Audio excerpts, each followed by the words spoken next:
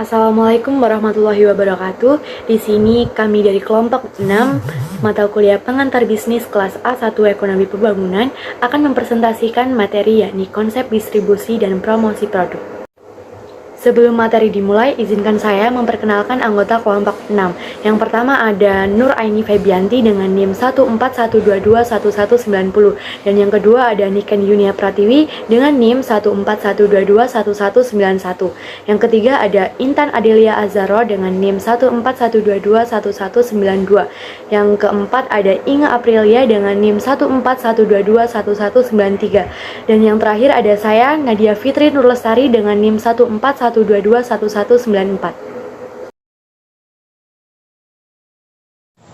Baik, yang pertama saya akan menjelaskan tentang distribution channel atau saluran distribusi. Jadi, saluran distribusi merupakan urutan organisasi pemasaran yang mengarahkan produk dari produsen ke pengguna akhir. Saluran yang berbeda dari distribusi umumnya yang digunakan untuk memindahkan produk konsumen dan bisnis. Lalu di sini ada juga beberapa macam-macam saluran distribusi. Yang pertama yaitu produsen ke konsumen. Jadi di sini tidak ada perantara pemasaran. Yang kedua ada produsen ke peritel lalu ke konsumen. Peritel adalah perantara yang membeli dari produsen atau perantara lain dan menjual kepada konsumen. Lalu yang ketiga ada produsen ke pedagang grosir, ke peritel, lalu yang terakhir ke konsumen. Banyak barang-barang konsumsi melalui pedagang grosir kemudian ke peritel. Lalu yang keempat ada produsen ke agen, lalu ke pedagang grosir, lalu ke peritel, dan yang terakhir ke konsumen. Digunakan untuk produk yang musiman dan oleh produsen yang tidak memiliki kekuatan penjualan sendiri. Yang kelima yaitu produsen ke pengguna bisnis, tenaga penjualan produsen sendiri menjual langsung ke pengguna bisnis. Lalu yang terakhir ada produsen ke agen perantara ke pengguna bisnis untuk mendistribusikan barang-barang seperti barang-barang operasi. Saya akan menjelaskan tentang tingkat cakupan pasar. Ada 3 tingkat cakupan pasar meliputi yaitu distribusi intensif adalah penggunaan semua gerai yang tersedia untuk produk. Lalu yang kedua distribusi selektif adalah penggunaan sebagian gerai yang tersedia untuk produksi di setiap wilayah geografis. Lalu yang terakhir ada distribusi eksklusif yaitu penggunaan hanya gerai retail tunggal untuk produk di area geografi yang luas. Nah, di sini saya mau menjelaskan tentang poin manajemen rantai pasokan.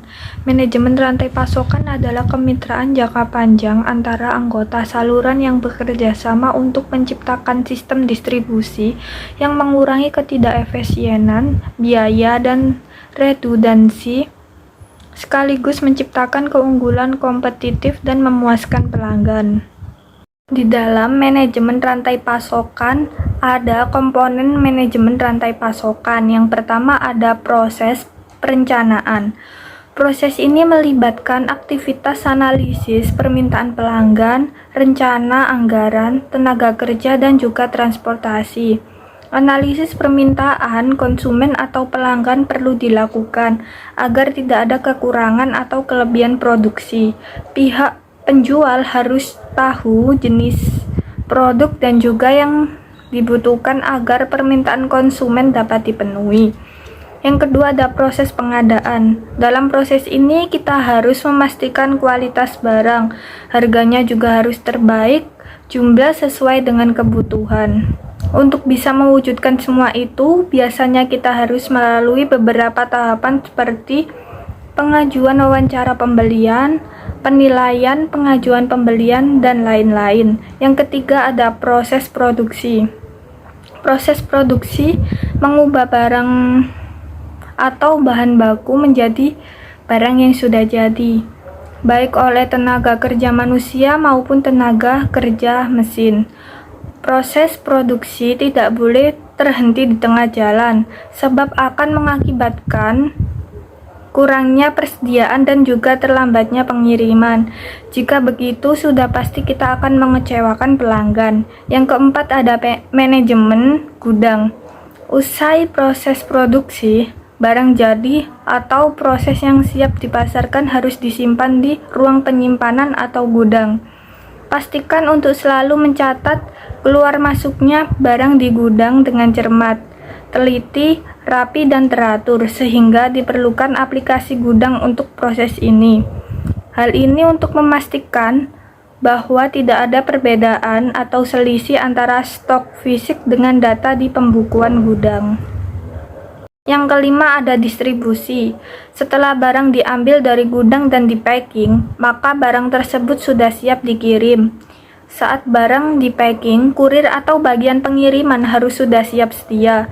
Dengan begitu pengiriman bisa disegerakan dan tidak mengecewakan pelanggan. Yang keenam ada retur barang. Kita harus siap dengan resiko komplain dari pelanggan, hingga pengembalian barang atau retur, maupun permintaan uang kembali.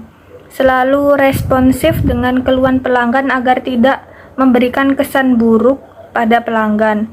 Umumnya retur maupun permintaan uang kembali terjadi akibat adanya kerusakan pada barang tidak sesuai atau keluhan lainnya terhadap produk kita. Baik, di sini saya akan menjelaskan apa sih wholesaler itu. Nah, wholesaler artinya pedagang grosir yang menjual produk dalam jumlah besar ke pengecer untuk kemudian menjualnya lagi kepada konsumen. Wholesaler sendiri ada 3 macam jenis. Yang pertama ada merchant wholesaler, artinya seseorang yang melakukan pembelian dalam jumlah besar dan pembelian ini dilakukan kepada pihak manufaktur atau wholesaler lain. Yang kedua ada agen atau broker. Agen atau broker yaitu perantara transaksi jual beli antara wholesaler dengan pihak manufaktur. Yang ketiga ada divisi distribusi atau distributor resmi, yaitu seseorang pihak yang bertugas mendistribusikan suatu produk dari perusahaan manufaktur. Nah, apa sih keuntungan wholesaler? Yang pertama, mendapatkan harga grosir. Nah, jika kita membeli dalam jumlah yang besar atau banyak, maka kita sebagai wholesaler akan mendapatkan harga tertentu atau dengan harga yang lebih murah. Yang kedua, kita akan mendapatkan untung besar karena pembeli membeli produk kita dalam jumlah yang besar juga.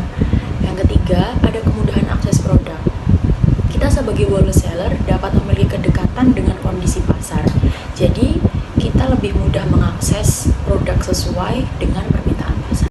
Perkenalkan, saya Nur Aini Ridianti dengan NIM 141221190. Selanjutnya, saya akan membawakan subbab materi yang berkaitan dengan advertising dan juga personal selling. Advertising atau iklan merupakan bagian yang sangat penting dalam pemasaran. Jadi iklan itu sendiri dibagi berdasarkan tipe dan tujuannya. Tipe dan tujuan iklan terbagi menjadi 3, yaitu berdasarkan permintaan primer, kemudian berdasarkan permintaan selektif, dan yang ketiga berdasarkan iklan institusi. Untuk permintaan primer, tujuan iklan yaitu untuk meningkatkan permintaan sebuah produk. Kemudian untuk permintaan selektif, iklan bertujuan untuk produk tertentu. Salah satunya yaitu contohnya immediate response advertising, kemudian reminder advertising, dan juga yang ketiga yaitu comparative advertising. Kemudian tipe dan tujuan yang terakhir yaitu iklan institusi. Jadi iklan institusi memiliki tujuan untuk meningkatkan citra atau reputasi dari sebuah perusahaan. Kemudian langkah-langkah dalam melakukan pengiklanan, yang pertama yaitu mengidentifikasikan dan menganalisis sasaran audiens. Yang kedua, mendefinisikan iklan secara objektif. Yang ketiga, membuat platform iklan. Yang keempat, penentuan apropriasi iklan. Yang kelima, penentuan media apa saja yang digunakan. Yang keenam, membuat isian iklan. Yang ketujuh, melakukan rencana periklanan. Dan yang ke-8, melakukan evaluasi untuk melihat efektivitas. Personal selling merupakan metode dalam pemasaran yang sangat sering digunakan, dianggap sangat efektif. Mengapa? Karena metode ini disesuaikan dengan tipe-tipe dari tiap pelanggan. Memiliki jenis, diantaranya yaitu order getter, order taker, dan juga support personal. Untuk order getter, penjual bertanggung jawab untuk menjual produk pada pelanggan baru dan meningkatkan penjualan, sering juga disebut sebagai creative selling. Yang kedua yaitu order taker, di mana penjual menangani penjualan berulang dengan cara menjaga hubungan dengan pelanggan. Yang ketiga yaitu support personal, yaitu penjual membantu penjualan tetapi lebih terlibat dalam prospek, mendidik pelanggan, membangun niat baik untuk perusahaan, serta penyediaan layanan. Kemudian dalam personal selling juga memiliki proses, terdapat 6 proses, diantaranya yang pertama prospecting atau mencari tahu potensi pembeli. Yang kedua mendatangi target pasar. Yang ketiga melakukan presentasi penjualan atau demonstrasi produk. Yang keempat, menjawab pertanyaan-pertanyaan dari pembeli. Yang kelima, meyakinkan target pasar untuk membeli produk. Dan yang terakhir, melakukan follow up atau pendataan untuk menghubungi target sekali lagi. Baik, selanjutnya di sini saya Nadia Fitri Nur Lestari dengan NIM 141221194 akan menjelaskan mengenai sales promotion. Apa sih sales promotion itu? Sales promotion atau yang biasa kita sebut dengan promosi penjualan adalah kegiatan yang berupa bujukan kepada pelanggan untuk meningkatkan kemampuan daya beli konsumen. Promosi penjualan ini merupakan salah satu strategi marketing yang digunakan untuk merangsang terjadinya pembelian produk atau jasa dengan pola yang lebih cepat. Sales promotion ini merupakan metode penjualan yang digunakan untuk menarik konsumen dan memotivasi mereka untuk membeli produk baru maupun produk yang telah tersedia. Selanjutnya ada tujuan sales promotion. Tujuan sales promotion adalah untuk mempengaruhi pembeli agar mencoba menggunakan produk ataupun menganjurkan agar konsumen menggunakan produk. Tujuan dasar dari dilakukannya sales promotion ini adalah untuk mendorong pembeli agar bertindak memulai rangkaian perilaku yang mengakibatkan aktivitas pembelian. Tujuan sales promotion lainnya juga ada yang pertama brand awareness. Promosi penjualan juga bertujuan untuk meningkatkan brand awareness. Ini tentu sangat diperlukan apabila produk tergolong produk baru. Dengan terbentuknya brand awareness, maka produk pun akan dikenal secara luas dan konsumen pun akan mempertimbangkan untuk membelinya. Yang kedua, dapat meningkatkan daya saing. Tetap kompetitif dengan pesaing adalah sebuah keharusan agar produk tetap menjadi pilihan di tengah banyaknya produk yang sejenis. Salah satu caranya yaitu dengan melakukan sales promotion. Sales promotion dapat meningkatkan daya saing kita dibandingkan kompetitor karena konsumen menemukan hal yang tidak didapatkan di produk kompetitor. Dan yang ketiga, membangun dan menjaga loyalitas konsumen. Promosi penjualan bisa membangun dan menjaga loyalitas konsumen. Kenapa? Ini karena dengan adanya sales promotion, konsumen akan merasa mendapatkan keuntungan ketika membeli produk kita.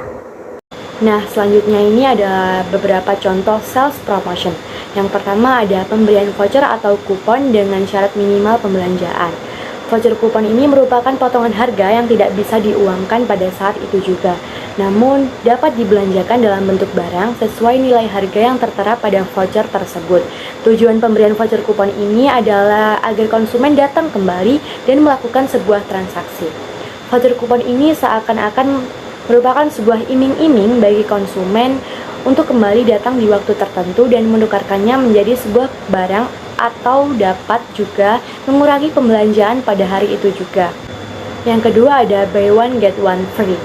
Buy one get one free atau dikenal dengan BOGO memberikan suatu keuntungan konsumen dengan mendapatkan dua produk dengan membayar hanya seharga satu buah produk saja, sehingga dapat menarik para konsumen. Buy one get one free sendiri biasa digunakan untuk menghabiskan stok barang. Ia jarang dijumpai untuk mengenalkan produk baru. Baik, cukup sekian materi presentasi dari kelompok kami. Apabila ada yang ditanyakan dapat melalui kolom komentar YouTube atau dapat juga melalui WhatsApp pribadi anggota kelompok kami. Kami akhiri, wassalamualaikum warahmatullahi wabarakatuh. Terima kasih.